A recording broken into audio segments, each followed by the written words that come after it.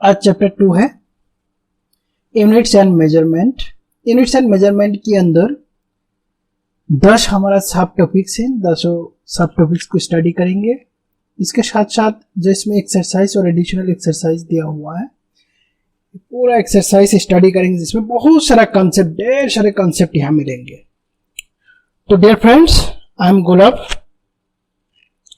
Welcome to my channel physics by gulab.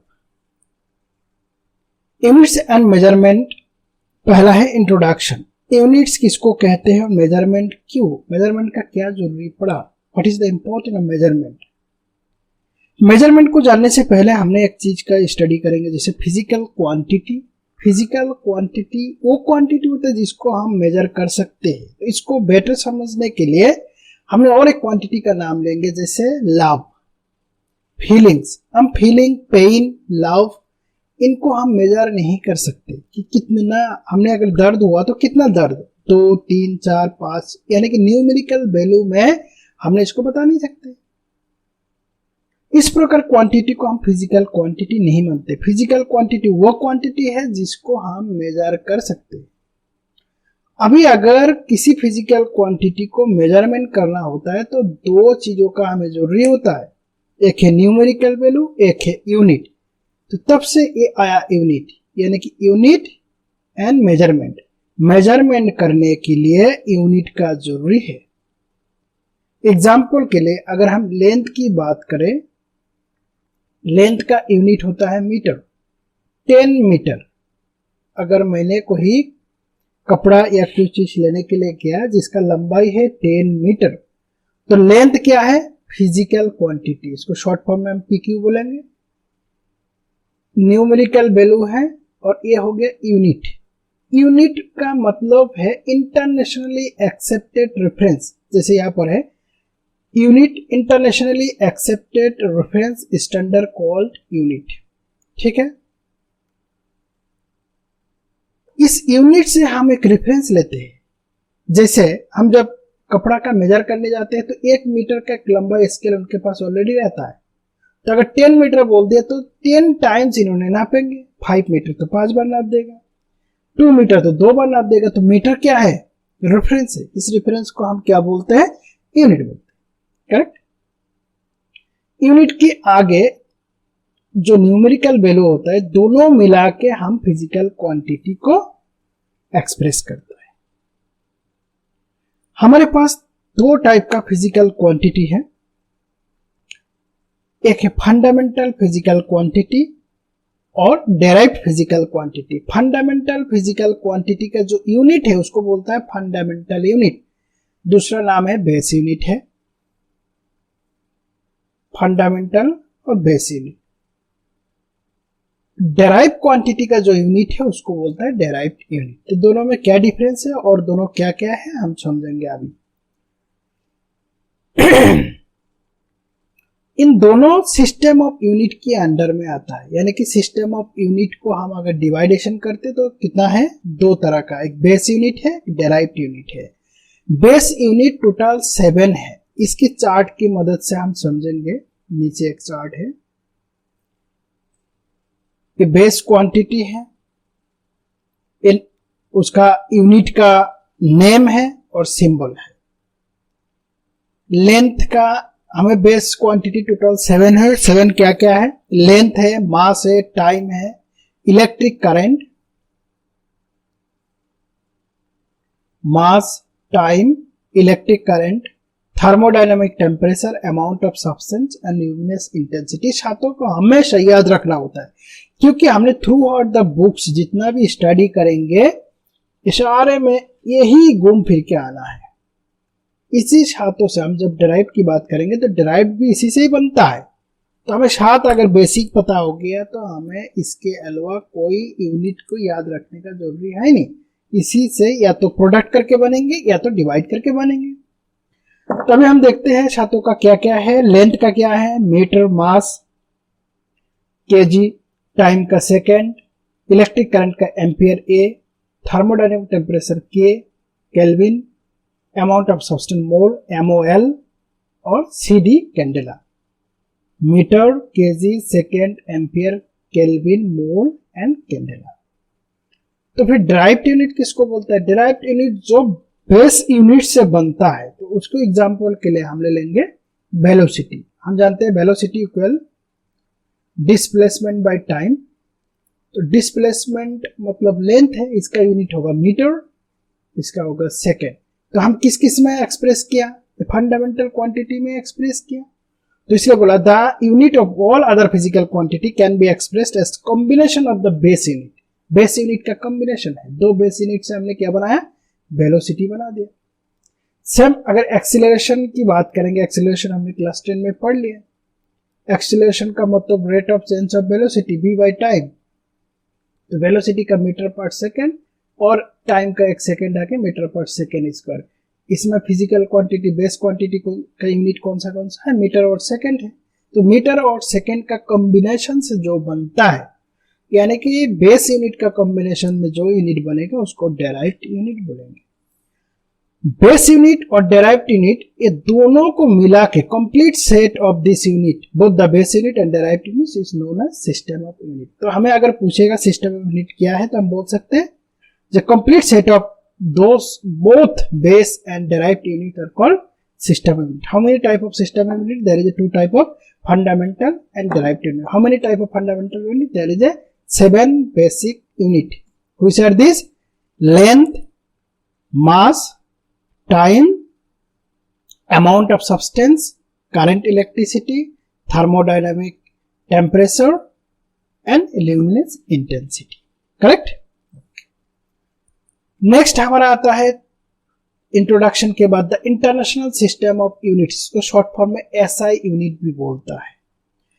In earlier time scientist of different countries are using different system of unit for measurement. यानी कि system of unit जो use करता था पहले, अलग अलग देशों में अलग अलग जगह पर अलग अलग चीज यूज होता था।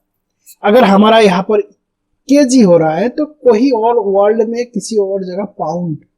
तो मैंने 5 केजी कुछ सामान मुझे चाहिए, 5 केजी अमाउंट, लेकिन उन लोग बोल रहे हैं पाउंड ले लो। तो हमको पता नहीं केजी और पाउंड में क्या रिलेशन है, कितना है पाउंड। इन सारे कंफ्यूज को दूर करने के लिए साइंटिस्टों ने एक इंटरनेशनली सिस्टम बनाया जिसे ऑल ओवर वर्ल्ड में मानेंगे। इन सिस्टम का नाम है SI system. In SI system में जितना भी हमने फंडामेंटल क्वांटिटी अभी पढ़ा, मीटर, लेंथ का मीटर है, मास का केजी है, सारे एसआई यूनिट है। अभी से इस बुक के अंदर जितना भी यूनिट दिया रहेंगे सारे एसआई यूनिट। अगर नहीं भी दिया, अगर मैथमेटिकल एक्सप्रेशन हमको करना है तो हमें उससे कन्वर्ट करके एसआई यूनिट पे आना है, तभी हम इनको कर सकेंगे। ठीक है, तो क्या क्या सिस्टम पहले यूज करता था इसमें देखो। सीजीएस सिस्टम यूज करते थे, एफपीएस करते थे और एमकेएस करते थे। सीजीएस, सी का मतलब है सेंटीमीटर, जी का मतलब ग्राम, एस का मतलब सेकेंड है। सेंटीमीटर ये लेंथ का है, ये यूनिट लेंथ का है। Length, mass and time. Same इसमें भी लेंथ, मास, टाइम और लेंथ, मास, टाइम है। सीजीएस सिस्टम में लेंथ का यूनिट सेंटीमीटर है, एफपीएस सिस्टम में लेंथ का यूनिट फुट और एमकेएस सिस्टम में लेंथ का यूनिट मीटर है। इस प्रकार अलग अलग जगह पर अलग अलग चीज यूज करते हैं। तो कभी कभी हमें क्वेश्चन में ये पूछा जाता है, तो एफपीएस में लेंथ का यूनिट लेंथ का यूनिट क्या है, तो हमको बोलना होगा फुट। वेट का, मास का, पाउंड, टाइम का, तो सारे के लिए सेम है। तो अभी आ जाए एसआई सिस्टम। एसआई सिस्टम हमने ऑलरेडी डिस्कस कर दिया, जो फंडामेंटल यूनिट है। पूरा फंडामेंटल यूनिट इस केस में हमने एसआई यूनिट में है, जैसे इस चार्ट में दिया हुआ है।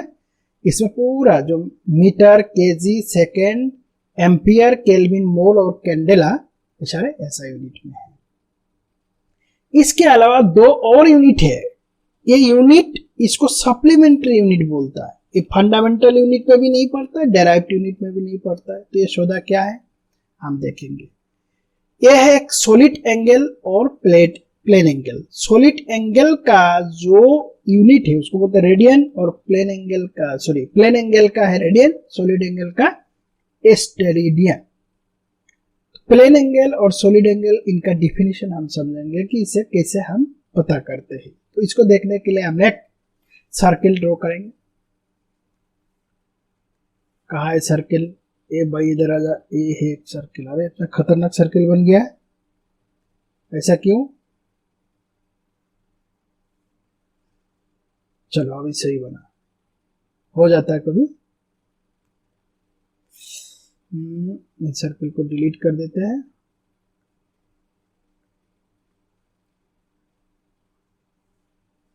ये लिया हमने एक सर्किल, ठीक है, ओके। ये हो गया सर्किल का सेंटर, और दो एंगल बनाएंगे सर्किल में। एक एंगल ये हो गया,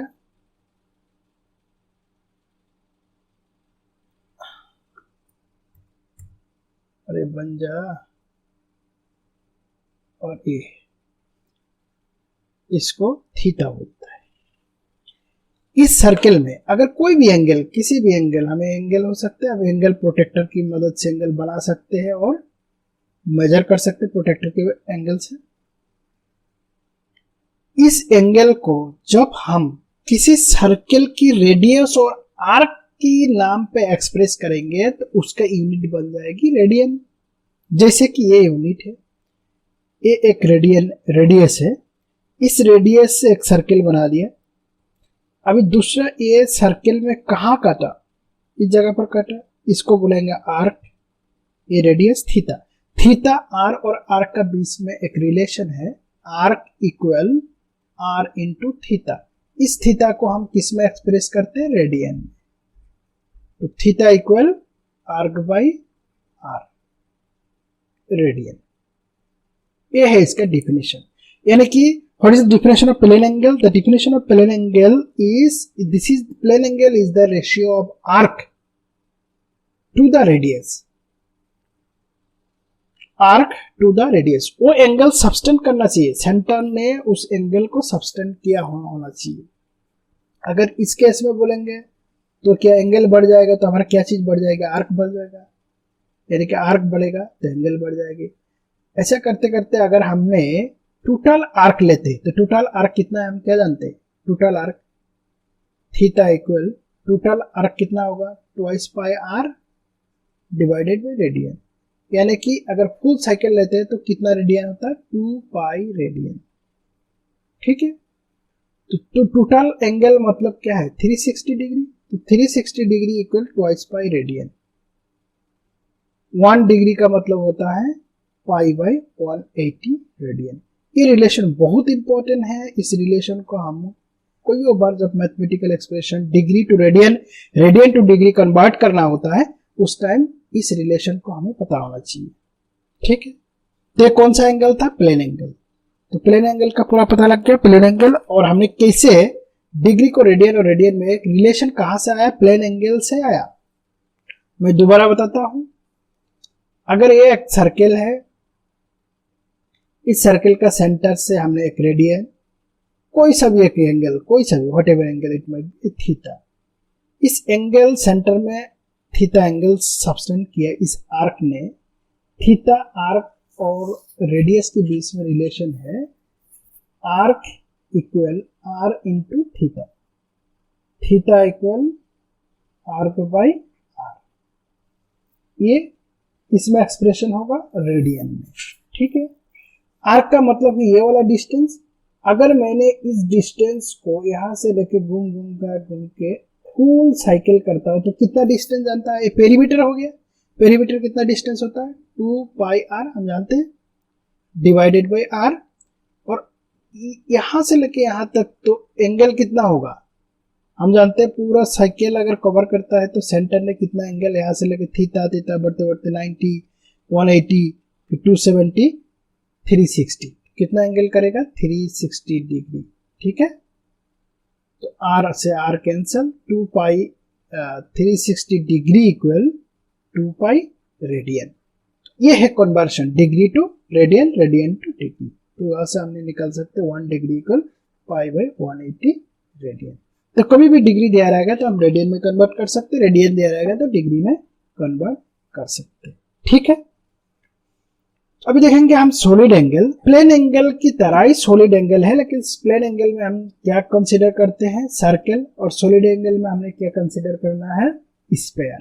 तो हमने स्फीयर तो यहाँ से बना नहीं पाएंगे, 3 डायमेंशनल है, फिर भी एक चलो क्या भूत बन रहा है, ठीक है, इसको हम एज्यूम करेंगे। जैसे ये मान लेते सेंटर ये है, ये मान लेना है एक क्या है, गोला बॉल है, ठीक है, जैसे धरती है, ये सेंटर बीचों बीच में है, 3 डायमेंशनल है। यहां से लेके एक रेडियस हो जाएगा यहाँ, अगर दूसरा मैंने उस रेडियस में उसी की पैरेलल में खींचूं तो ये एक हो गया, तीसरा एंगल ए बन जाएगा। तो यहाँ पर एक इस प्रकार एक पोर्शन काटेगा, तो इन पोर्शन ने यानी कि एक एरिया सब्सटेंड करेंगे, इस एरिया ने सेंटर में जो एंगल बनाता है उसको बोलता है solid angle. Solid angle define करने के लिए इस जो एरिया निकला, ये एरिया सॉलिड एंगल, अगर छोटा सा एंगल लेता हूं इसलिए DW बोलता है, D omega equal area divided by radius square, यानी कि सॉलिड एंगल वो एंगल है, सॉलिड एंगल वो एंगल है किसी भी स्फीयर में कुछ एरिया ने, किसी भी स्फीयर का वो एरिया जो सेंटर में एंगल सब्सटेंड करता है।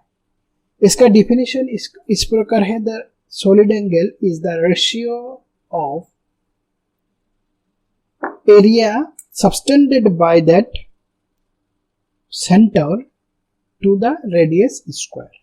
तो यहां पर हम देखेंगे इसका डिफिनेशन कैसे लिखा हुआ है, यहां से सॉलिड एंगल का, यहां सॉलिड एंगल शुरू, solid angle as the ratio of the intercepted area of the spherical surface. Spherical surface से जो इंटरफेस किया, अगर मैं इस तरफ ले लूं, मैं अगर यहां से लेके यहां तक इसको काट देता हूं, एक इधर भी आ जाएगा, यानी कि ये वाला एरिया 3 डायमेंशनल है, थोड़ा सा समझने में हो सके हल्का सा मुश्किल हो। ये जो एंगल है, इस एंगल ने इस स्फीयर का कौन सा एरिया को सब्सटेंड किया, कौन सा एरिया इंटरसेप्ट किया, ये वाला एरिया, ये डिवाइडेड बाय फिर इसका रेडियस स्क्वायर, ये बनेगा हमें कौन सा एंगल, सॉलिड एंगल, और इसे डिनोट करते हैं डी ओमेगा। ठीक है, तो डिफरेंस आपको पता लग गया सॉलिड एंगल और प्लेन एंगल से। जैसे यहाँ पर भी इस बुक में भी दिया हुआ है, कैसे दिया हुआ है देखो, एक सेंटर है, इस सेंटर से लेके ये सारे रेडियस है, ये हो गया, ये हो गया, ये हो गया, और ये सारे रेडियस है, और ये हो गया हमारा एरिया, ये एरिया सब्सटेंड किया है डिवाइडेड बाय आर स्क्वायर है। ठीक है, तो सॉलिड एंगल हमें पता लग गया, प्लेन एंगल पता लग गया, फंडामेंटल यूनिट पता कर लिए, एसआई सिस्टम पता कर लिए। अभी हम स्टडी करेंगे नेक्स्ट है मेजरमेंट ऑफ लेंथ 2.3। तो देखते हैं मेजरमेंट ऑफ लेंथ क्या बोलना चाह रहा है। मेजरमेंट ऑफ लेंथ, हमें जानते हैं लेंथ का जो स्कोप है, लेंथ जो मेजर कर सकते हैं छोटी चीजों से लेके बड़ा सा बड़ा, तो उसका रेंज क्या है, सबसे छोटा क्या है, सबसे छोटा एटम के अंदर न्यूक्लियस है, यानी कि जो रदरफोर्ड ने एक एटम का मॉडल दिया था, इस एटम का मॉडल में सेंटर में क्या रहता है, न्यूक्लियस। इसकी जो रेडियस, इससे और छोटा कुछ है ही नहीं, एटम से छोटा और कुछ है ही नहीं, यानी कि एटम का छोटा जो रेडियस न्यूक्लियस है, न्यूक्लियस से छोटा नहीं। इसका जो है 10⁻⁻10 या 10⁻�9 इस ऑर्डर में है, सबसे कम। और सबसे ज्यादा क्या है, जो नॉन यूनिवर्स मतलब जितना हम जानते हैं, हमारा जानकारी साइंस ने जितना डिस्कवर किया है उस यूनिवर्स तक हमको नापना होता है। इन तमाम चीजों को नापने के लिए अलग अलग इंस्ट्रूमेंट है। अगर 10⁻⁻10 को मैं नापना चाहूंगा, क्या मैं स्केल से नाप सकता हूं? नहीं नाप सकते। यहां से एक स्टार का दूरी कितना दूरी है, क्या हम स्केल से नाप सकते हैं? नहीं नाप सकते। तो इन चीजों के लिए अलग अलग मेजरमेंट के लिए अलग अलग इंस्ट्रूमेंट बनाया है। तो इनके बारे में हम डिस्कस करेंगे कि मेजरमेंट ऑफ लेंथ कितना टाइप का, छोटा मेजरमेंट कैसे करते हैं, लॉन्ग डिस्टेंस मेजरमेंट कैसे करते हैं, नॉर्मल मेजरमेंट कैसे करते हैं। Length of measurement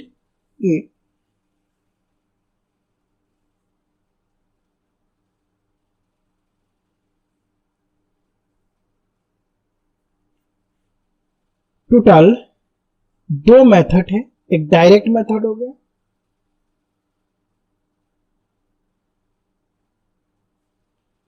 direct method के अंदर एक मेट्रिक स्केल होता है, मेट्रिक स्केल, दूसरा नंबर हो गया वर्नियर कैलिपर, तीसरा आ गया स्क्रू गेज। ये क्या होता है, फिर हम स्टडी करेंगे indirect method. Indirect method, metric scale, metric scale जो स्केल हम नॉर्मल यूज करते हैं, ये मीटर स्केल हो गया, जिसमें मिलीमीटर तक, यानी कि सबसे कम कितना हम नाप सकते हैं, मिलीमीटर तक, यानी कि 10 to the power -3 metre. 10 to the power -3 metre का मतलब है 1 मिलीमीटर। ठीक है, 1 मिलीमीटर तक हम एक्यूरेसी देके नाप सकते हैं। मीटर स्केल अगर हम देखते हैं, यहाँ पर ऐसा मीटर स्केल रहता है, इस मीटर स्केल में यहाँ पर सेंटीमीटर रहता है, 10 सेंटीमीटर में 1 सेंटीमीटर, इस सेंटीमीटर का बीच में भी हमें रहता है जो मिलीमीटर।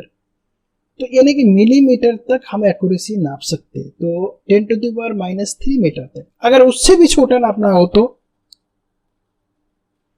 जब उससे भी छोटा नापना होता है तो उस टाइम हम यूज करते हैं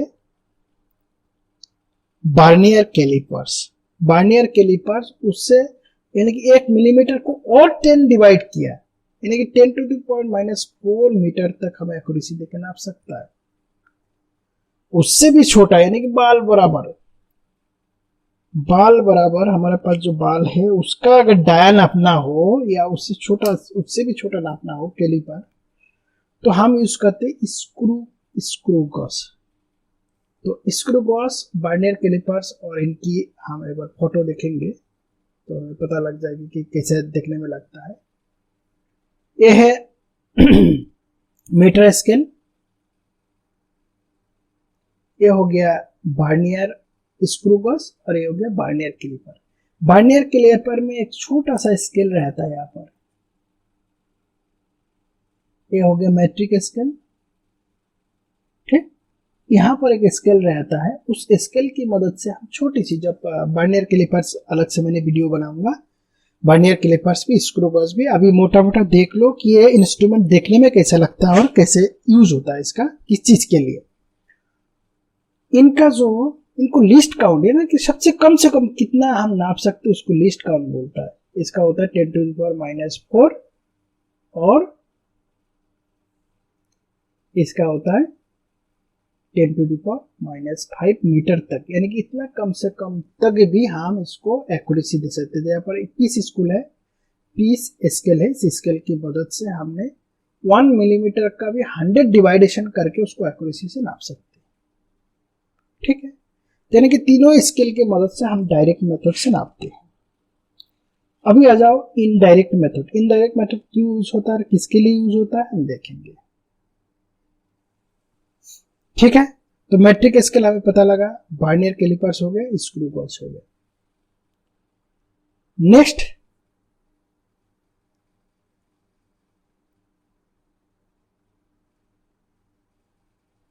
measurement of large distance. Measurement of large distance और मेजरमेंट ऑफ स्मॉल डिस्टेंस नापने के लिए हमने इनडायरेक्ट मेथड यूज करते हैं, क्योंकि यहाँ पर हम डायरेक्ट जाके, यहाँ से जाके मून का डिस्टेंस या सन का डिस्टेंस खुद जाके नापने नहीं कर सकते। इसलिए हमने साइंटिफिकली कुछ या तो इंस्ट्रूमेंट या कुछ मेथड लगा के इसको मेजर करते हैं, इसलिए इसको बोलते हैं इनडायरेक्ट मेथड। डायरेक्ट मेथड में तीनों हम स्केल के बारे में पता किया। इनडायरेक्ट मेथड, इनडायरेक्ट मेथड में लार्ज डिस्टेंस नापने के लिए हमने एक मेथड यूज करते हैं जिसका नाम है पैरेलैक्स मेथड। यहाँ पर लिखा हुआ है, large distance such as the distance of planet और star from the earth can not be measured directly with a meter scale. An important method in such cases is the parallax method. तो हमने पहले समझेंगे parallax method क्या है. parallax किसको बोलता है, parallax method क्या है. अगर आपने अपना उंगली यानी कि फिंगर को एक आंख बंद करके देखेंगे और इसी के डायरेक्शन में कोई एक जगह, कोई एक वॉल में मार्क करेंगे, सेम दूसरा आंख, इस आंखों को बंद करके दूसरा आंख से देखने से इस दोनों का बीच में एक डिफरेंस आएगा. जबकि ये दोनों क्या है, ये पॉइंट सेम है, यहां कोई डिफरेंस नहीं हुआ. तो हमने अगर दोनों से देख रहा है तो इसका सबस्टेंट यहाँ बढ़ती हुई जो लाइन है दीवार में जो टच कर रहा है यहाँ है, लेकिन यहाँ पर आंखों से देखने से यहाँ पर कुछ एंगल बनता है. इस एंगल का नाम है पैरेलैक्स एंगल. ये जो है पैरेलैक्स एंगल. और ये जो डिस्टेंस, जिस डिस्टेंस से हमने देखा, अलग अलग डिस्टेंस यानी कि आई, दोनों आई का डिस्टेंस है, इसको बोलता है बेसिस. बेसिस. और ये जो मेथड, ये शिफ्टिंग होने का जो प्रोसेस हुआ, क्यों शिफ्ट हुआ यहां से यहां तक, ये जो शिफ्ट हुआ, इस शिफ्ट सिस्टम को, इस फेनोमेनन को बोलता है पैरेलैक्स. क्या बोलता है, पैरेलैक्स. तो हमने पैरेलैक्स पता कर लिया, बेसिस पता कर लिया और पैरेलैक्स एंगल पता किया.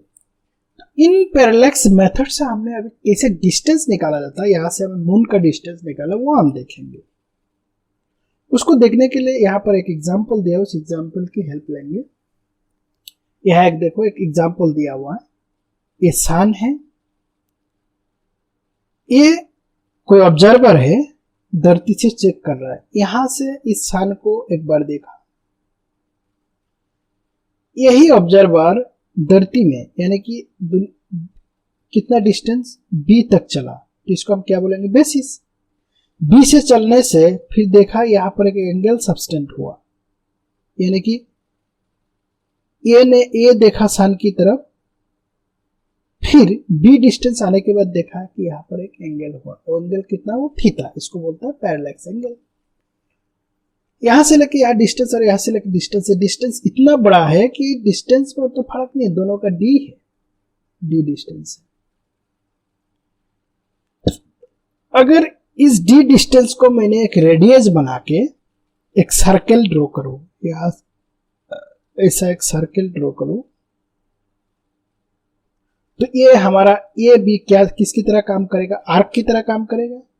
ये रेडियस की तरह काम करेगा, एस सेंटर की तरह काम करेगा. ये एंगल, तो हम रिसेंटली पढ़ा एंगल, रेडियस और आर्क का बीच में क्या रिलेशन है,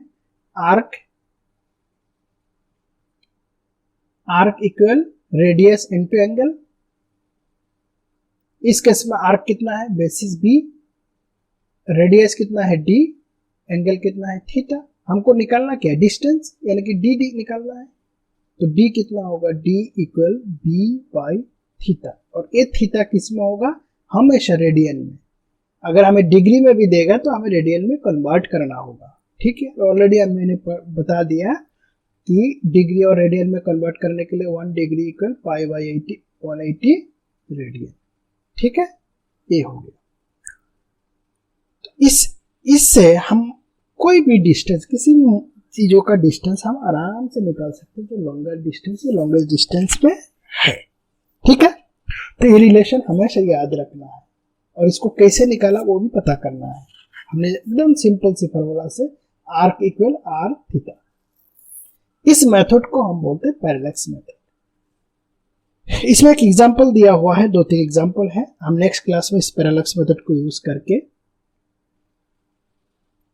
इस एग्जांपल को सॉल्व करेंगे, तो बढ़िया से समझ में आ जाएगा कि पैरेलैक्स मेथड क्या है. करेक्ट.